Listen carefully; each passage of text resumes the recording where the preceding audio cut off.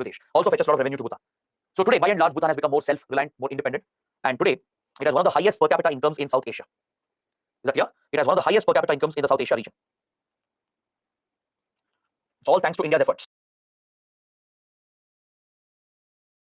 Because India has helped Bhutan's economy, and especially through the sale of electricity, it has enabled Bhutan to become one of the highest per capita income countries in South Asia. Is that clear? Its per capita income is even higher than India. So India has played a direct role in this. So that is why it is truly an exemplary relationship. It's a model relationship. There's a lot of trust between the two sides. They have taken care of each other's interests. And in fact, Bhutan supports India at every global platform. At every important institution, Bhutan is a key supporter of India. It keeps backing India's position, be it at the SAARC grouping, at BIMSTEC, at United Nations, at the Climate Change Convention, at all these international organizations and groupings. Bhutan supports India's position all the time. It's a very reliable partner for India. It backs India's position at all these key platforms. In fact, there is such a high degree of trust with each other, and Bhutan has been so respectful about India's concerns that it has not even established diplomatic relations with most of the countries to ensure that India remains the dominant influence. Is that clear? To allow India to remain the dominant power in Bhutan and in the region, Bhutan has not established diplomatic ties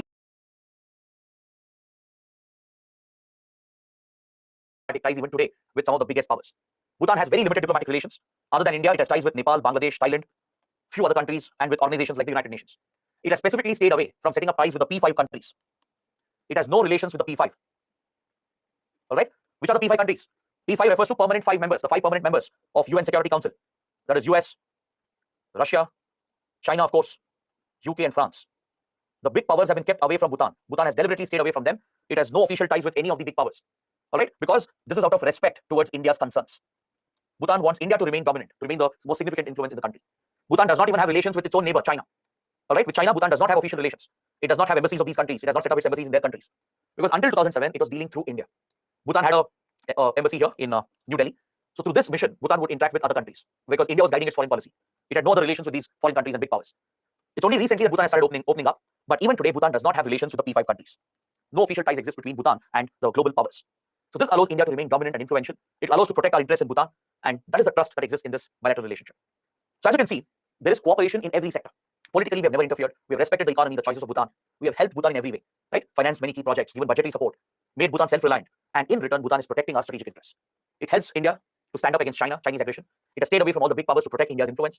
And with regard to our dispute with China, Bhutan plays an important role. Bhutan has always ensured to remain friendly to India. It has always worked with India to counter the Chinese aggression.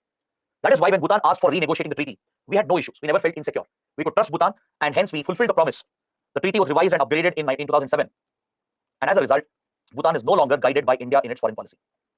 Bhutan is not obligated to be guided by India. It's no longer taking India's approval permissions in its foreign policy. However, it takes India's advice. It still consults with India. Even now, before taking any big decision, it takes the advice of India, takes the consultation from India. But it is no longer guided by India in its foreign policy. That is the important point. They have created a free trade arrangement as well to enable the movement of people and goods. Because Bhutan is heavily dependent on India for essential supplies. Basic essential supplies go from India. All right? Especially food, medicines, and fuel. These are essential items. Most of it are sent from India. So Bhutan has a lot of dependency on India, economic dependency. So we have created a free trade regime through which goods can easily move between the two countries. We have a partially open border, allowing the easier movement of people as well. Plus, we provide the free through which goods can easily. We have a partially open border, allowing the easier movement of people as well. Plus, we provide the free movement of goods between the two sides. So, just like we have close political and economic relations and diplomatic relations, this extends to the defense and security domain as well.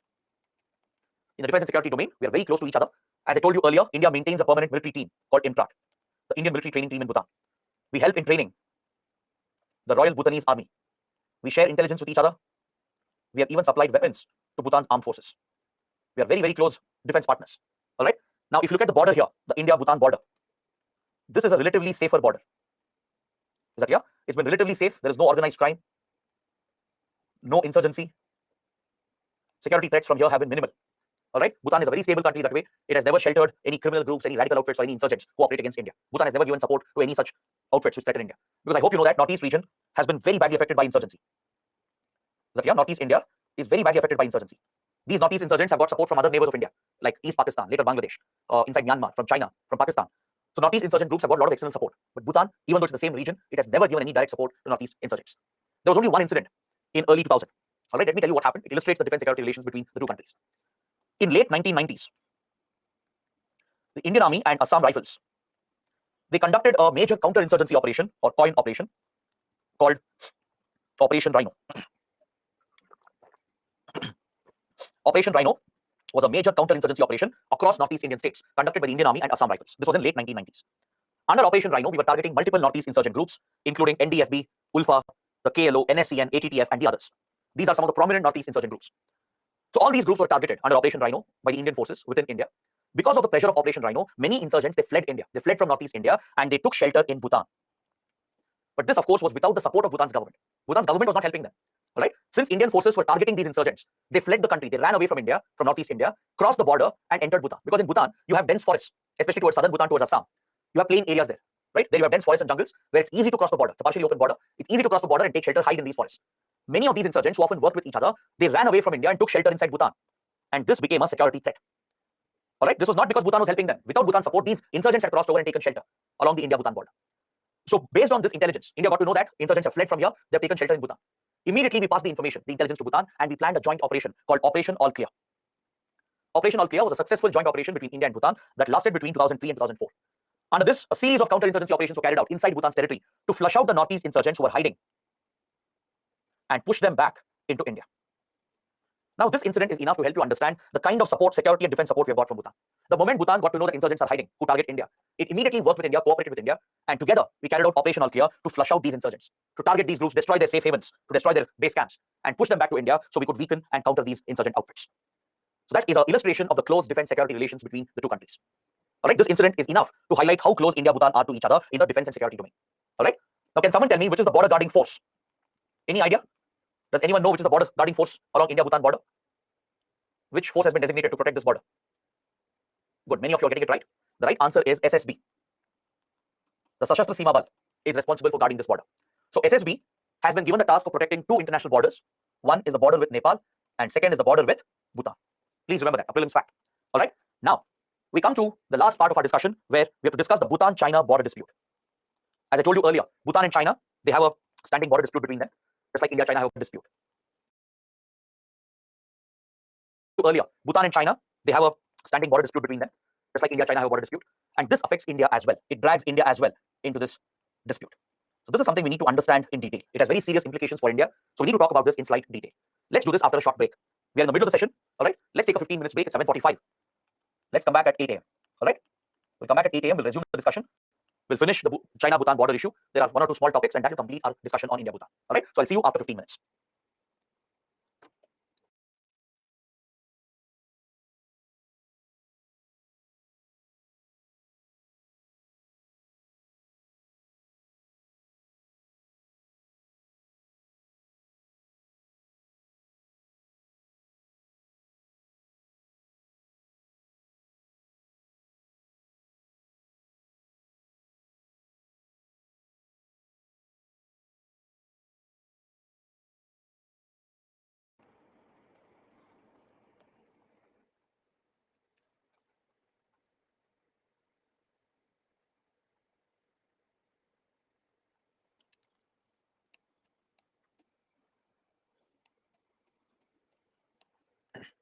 Hello, everyone. Welcome back to the session. We were talking about the China-Bhutan border dispute. Let's understand this topic in detail because it has very serious implications for India. Now, if you look at the map that I have shared here, it helps you understand where exactly the border disputes are located. This could be very important for your prelims as well. Just look at these locations. I'll be marking them. You should remember the names and where they are located. China-Bhutan have a border dispute over here towards the western borders of Bhutan. It's called the Doklam Plateau or the Doklam region. Then towards the northern border, there are two places that are disputed. It's called Jakarlong and Pasamlong. These are the 3 points of dispute between China and Bhutan. It's existed from 1949, since China annexed Tibet, since China occupied Tibet. It did not recognize the validity of the British era boundaries. The British boundaries that were drawn between British India and the Kingdom of Tibet. The boundaries that were drawn between the Kingdom of Bhutan and the Kingdom of Tibet. These borders which were drawn by the British, they were not recognized by China. So since then, China has disputed the validity of the India-China border as well. Similarly, it has disputed the China-Bhutan border as well. There are 3 places especially where the disputes exist. That is at Doklam, Jakarlong and Pasamlong. All right. To resolve these disputes, boundary talks have been held between China and Bhutan, and till date, at least 24 rounds of talks have taken place. All right, let's look at the slide here.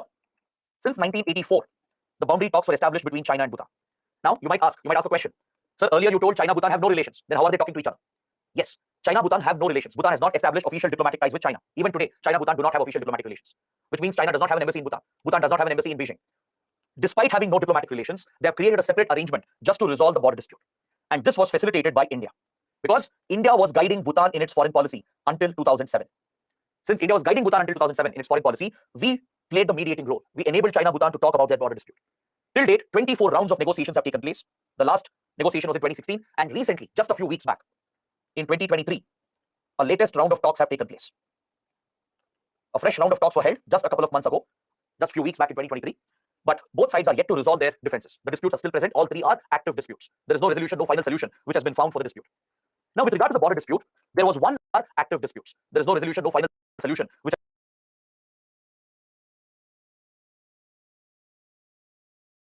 has been found for the dispute. Now, with regard to the border dispute, there was one major escalation that happened in 2017.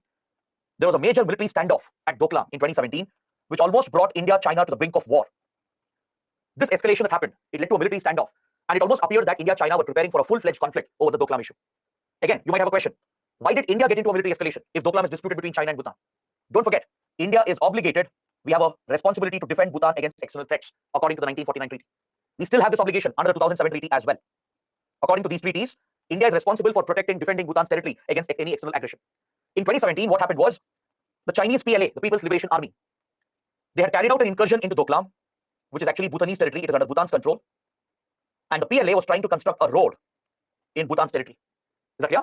This road construction activity by the PLA was discovered by a joint patrol unit consisting of the Indian Army and the Royal Bhutanese Army. As I told you, there are Indian troops deployed in Bhutan to guard the borders. We not only train the Royal Bhutanese Army and supply weapons to them, we even conduct joint patrolling, joint exercises with them. So in 2017, there was one local unit of Indian Army and Royal Bhutanese Army. They were patrolling near Doklam, and to their shock, they came across a Chinese PLA unit that was trying to construct a road in Bhutan's territory. Immediately, the Indian troops objected. They tried to stop the road construction, and this led to a clash between the Indian troops and the Chinese troops. They had a hand-to-hand combat. They fought each other. They threw stones at each other. They used cricket bats, sticks, hockey sticks, and wooden clubs to beat up each other. Many soldiers were injured on both the sides. Many Indian soldiers were injured. Many Chinese soldiers were also injured. Now you might wonder, how come two large Asian powers which have modern armed forces, which are some of the largest armed forces in the world, why are they fighting like criminal gangs or goons who still engage in hand-to-hand fight? Why are they not using their weapons? You might have read about this even when the Ladakh crisis happened recently, right? When the Galwan River Valley clashes happened. There was no fire which was open. No guns, no weapons were used. It was just hand-to-hand combat, maybe pelting of stones, and they used rudimentary weapons such as wooden sticks, clubs, cricket bats, hockey sticks, etc. Even recently, the Tawang clashes happened in Arunachal Pradesh. Even then, you would have seen in news reports that Indian Chinese troops have clashed. They've had a hand-to-hand exchange. They've been involved in a close fight, but they never used weapons. They didn't open fire. That's because there are agreements between India and China which prevents both the sides from carrying heavy weapons. It prevents both the sides from opening fire against each other. Is that clear? We have certain border agreements between India and China. We will study this under India-China chapter. When we come to India-China, there I will discuss what these agreements are. We'll go into the details. For now, just remember that there are few border agreements. There is an established protocol between India and China regarding how the troops should behave along the border areas. If they get into a clash, how they should behave has been clearly defined. So both sides have an obligation. They are not allowed to carry heavy weaponry. They are not allowed to open fire, even if there is an incursion, even if there is an exchange happening between the two sides. Because these agreements are designed to prevent any unnecessary escalation. Imagine if Indian troops or Chinese troops were to open fire and kill a few soldiers.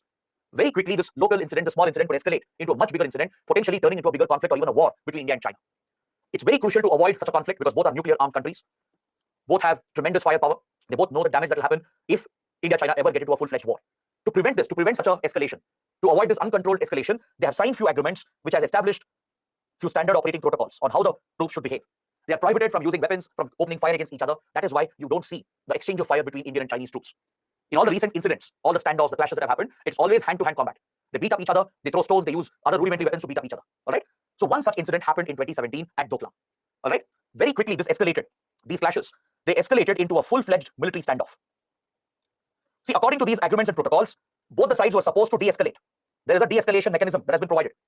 If there are such local clashes which happen, then according to these agreements and protocols, Indian and Chinese troops, they're supposed to discuss this issue at the local level and resolve it then and there. The local military commanders have been empowered through these agreements and protocols to open a negotiation with the other side, to talk to each other and resolve this minor issue so as to ensure that it does not escalate into a bigger conflict. If the local commanders cannot resolve it, then senior military commanders will get involved. Brigade level commanders, the armed forces, the chiefs of the armed forces, they will get directly involved. They'll speak to each other and they'll try to resolve the issue, contain the issue there itself. All right. But in the case of the Doklam clash, these existing protocols and agreements did not work. China had breached the agreement in the first place. It was trying to construct a road in Bhutan's territory. India defended this. India countered the road construction. It led to a clash. And at the local level, the commanders could not resolve the issue. Very quickly, the matter was escalating because both the sides started calling for reinforcements. Both the sides started mobilizing their troops all across the region. And it almost appeared the two were ready to go to war, even fight a limited conflict over the Doklam region. That is the extent of escalation that happened.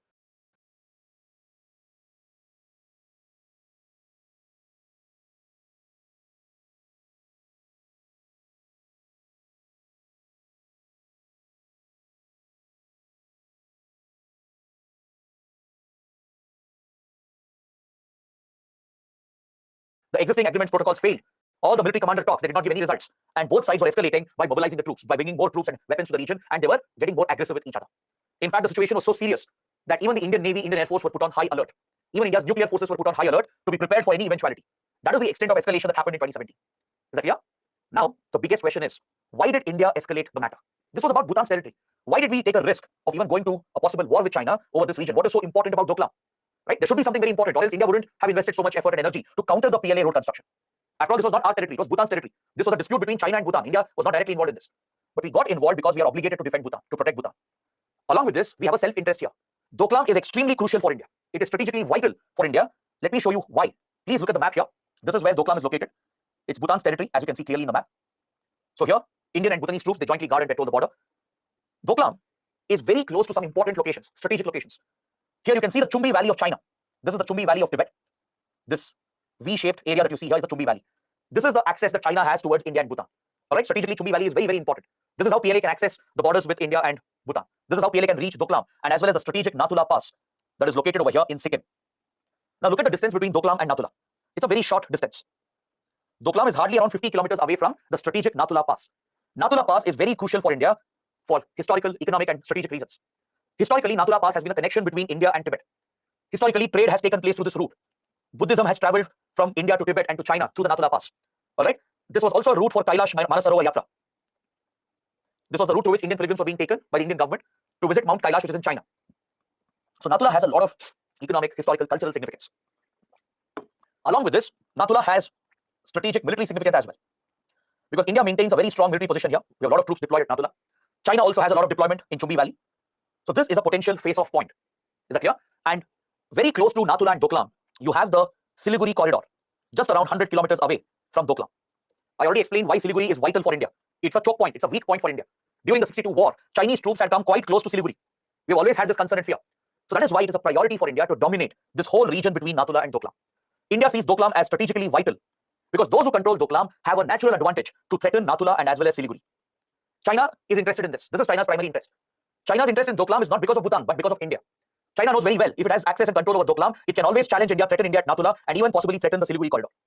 All right? So that is why India went to this extent to defend Bhutan's territory. They even risked a potential escalation, a possible war, by carrying out counter-mobilization of troops. So this led to a serious military standoff that lasted several weeks.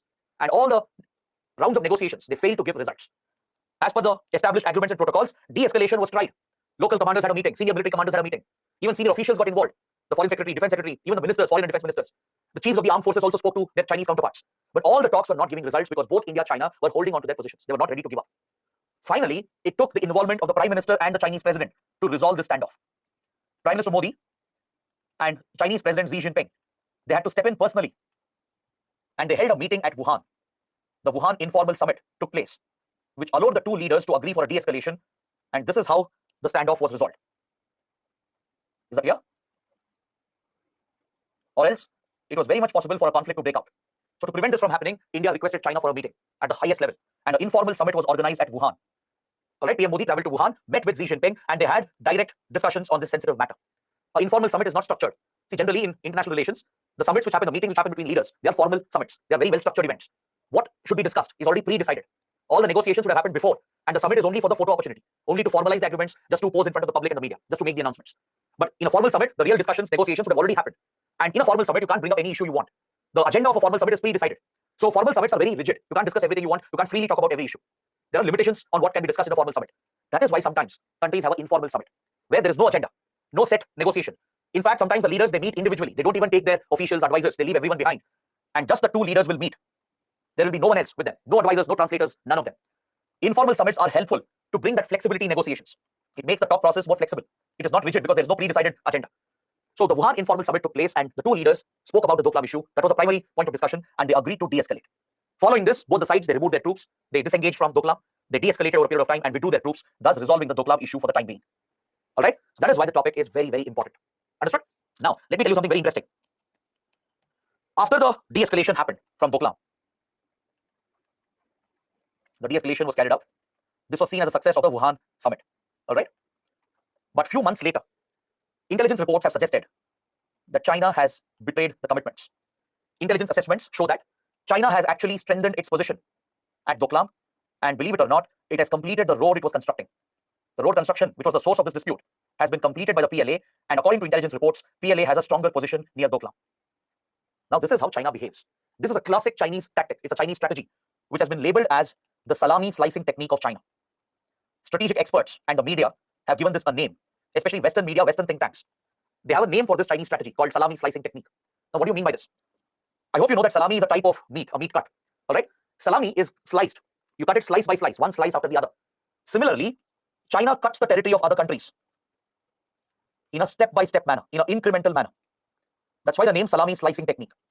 Understood? Just like you cut salami slice by slice, similarly, China eats away the territory of another country by incrementally occupying the other territory in a step-by-step manner. It's a creeping incremental annexation.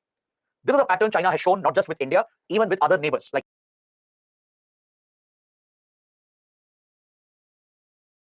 Even in the South China Sea, China has the same behavior. What China does is that, first, it carries out a deliberate incursion. This is the first step. It deliberately incurs into the territory of another country and challenges the sovereignty of that country. Next, it prepares for an escalation, carries out the escalation as well. It's prepared for a military standoff, even for limited clashes, like it happened in Ladakh. After the escalation, it appears to talk. It appears to negotiate. Now, this, according to experts, is a time-buying tactic. It's a time-buying tactic. Just to delay, just to divert the other country, distract the other country, to engage in talks, make some promises, come out with some agreements. And the other country will hope that, okay, China might follow these commitments, because no one wants a further conflict with China. No country, trust me, wants to get into a full-fledged conflict with China. So when China offers talks and negotiations, the other country feels very relieved. They feel very happy that, okay, so we can work out a solution and China might follow these commitments. But after the negotiations, after a period of time, you will notice that China will break those commitments. It will actually strengthen its positions. It would have changed the status quo. It changes the status quo itself. All right. So basically, let's say if this was the border between China and, let's say, India. All right. China will occupy a part of this tomorrow. It'll carry out an incursion, carry out an escalation, talk as well. But over a long period of time, maybe 1 year, 2 years, sometimes even longer than that, over a period of decade maybe, you will see that China would have shifted the boundary itself. This becomes the new normal. Previously, this was the accepted status quo. Now, to a creeping step-by-step incremental annexation, it shifts the border itself. It shifts the status quo itself against the other country. So this is a step-by-step incremental annexation. That is why it's called the salami slicing technique of China. Satellite images have shown that PLA has completed this road at Doklam, and nearby Chinese troops have a stronger position today compared to before. All right. This is a lesson. This is something India was aware of. Every country knows that China behaves in this manner. But of course, there are no easy solutions. All right. There are no easy solutions here. So it's becoming increasingly challenging to deal with the Chinese aggression. Later, in another class, we will talk about India-China relations. There I'll explain further into this topic. We'll look at many other acts of Chinese aggression. We'll talk about the latest Ladakh crisis. So there we'll see what India is trying to do to contain China, to counter the Chinese aggression. All right. But for now, this is more than enough.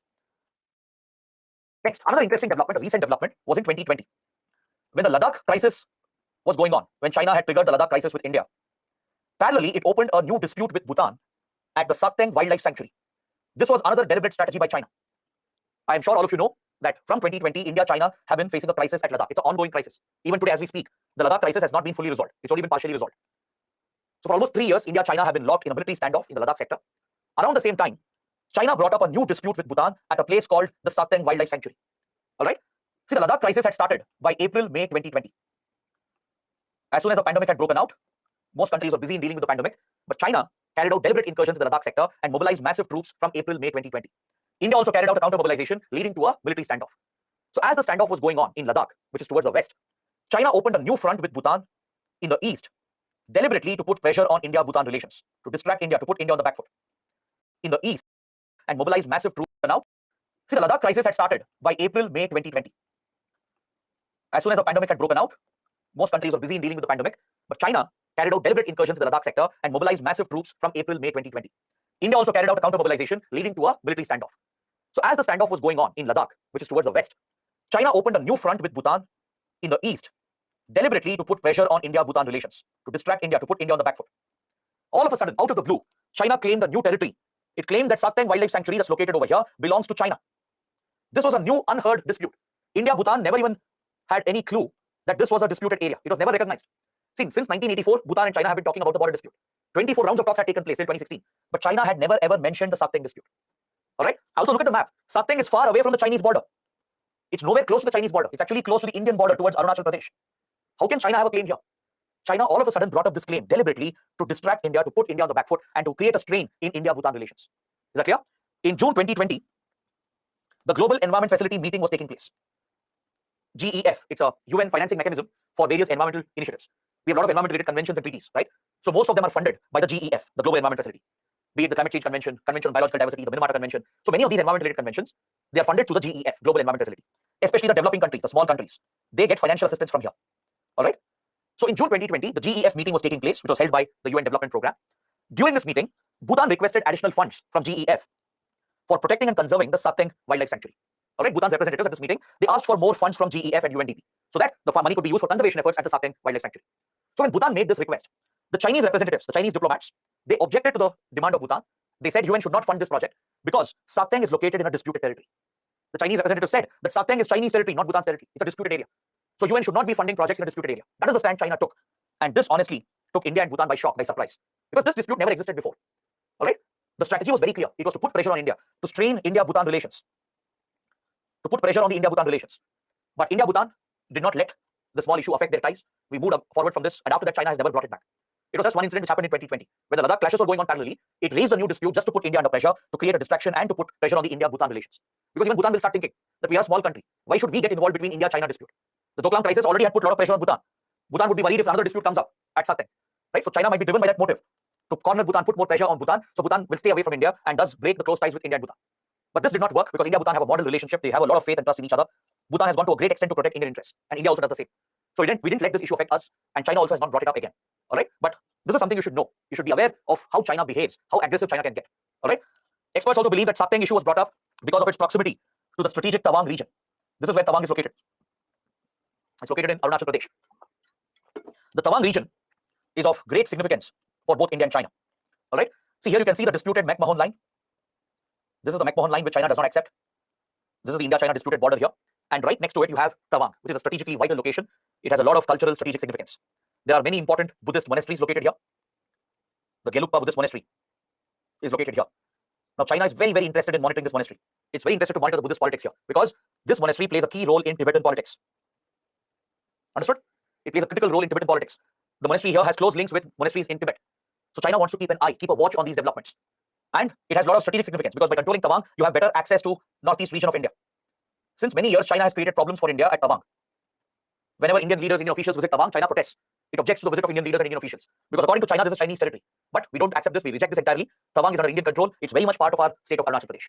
So due to the proximity of Tawang to Sateng, maybe China brought up this issue to put pressure on India-Bhutan relations. All right. So this is what you need to know about China's aggressive behavior. Now, pressure on India-Bhutan. So this is what you need to know about China's aggressive behavior. Now, all of you will have one question. Why is China behaving like this against India? Why is China so interested in countering the Indian influence in Nepal and Bhutan? There should be some reason, right? This is actually based on the five-finger policy of China and Bhutan against India. Why is China behaving like this against India? Why is China so interested in countering the Indian influence in Nepal and Bhutan? There should be some reason, right? This is actually based on the five-finger policy of China. The five-finger policy of China, which was brought up by Mao Zedong. Mao Zedong, the then Chinese leader, who led the Communist Party to victory in the Chinese Civil War. Right? He's seen as the founding father of modern China, the PRC. So Mao Zedong came out with a strategy. When China annexed Tibet in 1950, this was a forceful annexation. China was expanding its territory. Obviously, there was a rebellion by the Tibetan Buddhists. The Tibetan Buddhists opposed the forceful annexation. They rose in rebellion. They protested. They carried out a violent revolution as well. Right? Even today, there are liberation efforts going on in Tibet. So China keeps a close watch on Tibet and on the activities of Tibetan Buddhists. China is very concerned about the Tibetan refugees who have been sheltered in India and Nepal. Is that clear? In 1959, there was a major Tibetan uprising that happened. 9 years after it was annexed, the Tibetan Buddhists, they rose up in a major rebellion, which was crushed by China with force. So as a result, thousands of Tibetan Buddhists, they fled Tibet to save their lives. They came to India and Nepal and sought refuge. So India has settled the Tibetan refugees. We have given them refugee status, settled them in refugee camps, and even Nepal is host to some Tibetan refugees. So China wants to keep an eye. It wants to watch the activities of Tibetan Buddhists. It wants to tackle the liberation movement, curb it, because it wants to control Tibet and ensure that Tibet remains an integral part of China. So Mao Zedong came out with this policy called five-finger policy. He said, if we have to control Tibet, if we have to ensure Tibet remains under our control, then we need to meddle and destabilize the five fingers of Tibet. All right? If you imagine Tibet to be the palm of your hand, then according to Mao Zedong, Tibet has 5 extensions. These 5 extensions are the 5 fingers of Tibet, which is nothing but Ladakh, Nepal, Sikkim, Bhutan, and Arunachal Pradesh. According to Mao Zedong, these are the 5 fingers of Tibet. If you imagine Tibet to be the palm of your hand, all right? According to Mao Zedong, Tibet has 5 extensions, 5 fingers. Arunachal Pradesh, Bhutan, Sikkim, Nepal, and Ladakh. So Mao Zedong suggested that if China has to control Tibet, keep Tibet firmly under its control, it has to destabilize the 5 fingers.